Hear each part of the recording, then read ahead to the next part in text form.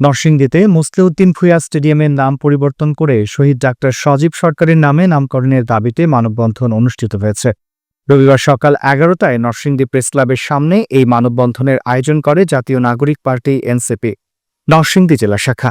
মানববন্ধনে বক্তারা বলেন, ২৪-এর গণঅভ্যুত্থানে নরসিংদীর ভূমিকা ছিল গৌরবোজ্জ্বল। সেই ঐতিহাসিক আন্দোলনে শহীদ ডাক্তার সজীব সরকার তার জীবন উৎসর্গ করেন। তবে আজও শহীদ ডাক্তার সজীব সরকারের স্মৃতিকে যথাযোগ্য সম্মান দেয়া হয়নি।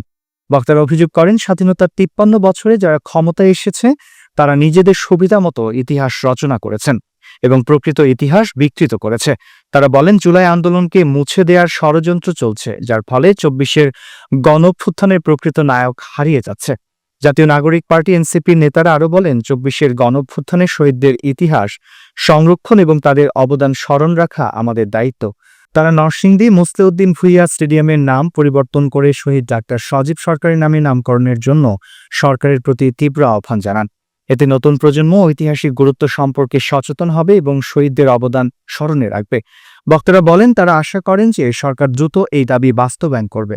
মানববন্ধনে নাগরিক পার্টির উত্তরাঞ্চল সংগঠক অ্যাডভোকেট শিরিন আক্তার, নরসিংদী জেলা সংগঠন আওলাদ হোসেন জনি, ওমর ফারুক খান, ইমতিয়াজ খান বিলাল, এম আর ফারাবি, আবির ভূঁইয়া, ইঞ্জিনিয়ার আশরাফুল আলম, নাইম ভূঁইয়া, খালেদ সাইফুল্লাহ, রফিকুল ইসলাম সুজন, তারেক খন্দকার সহ দলটির অন্যান্য নেতাকর্মীরা অংশগ্রহণ করেন। আমাদের নরসিংদীতে ফ্যাসিবাদের দেওয়া মুসলিউদ্দিন স্টেডিয়ামের নামটি পরিবর্তন করে ডক্টর সজীব সরকারের নামে নামকরণের জোর দাবি জানাচ্ছি এবং আমরা এই কারণে জানাচ্ছি যে তাদের এই কারণে সম্মান দিচ্ছি যে আমাদের পরবর্তী প্রজন্ম যেন তাদের শ্রদ্ধাভরে স্মরণ করে এবং তাদের মনে রাখে ভুয়া ইতিহাস যেন তাদের ভুয়া ইতিহাস থেকে তারা যেন এই আসল যে শহীদ হয়েছেন বা আসল যারা আত্মত্যাগ করেছেন তাদের যেন ভুলে না যায়।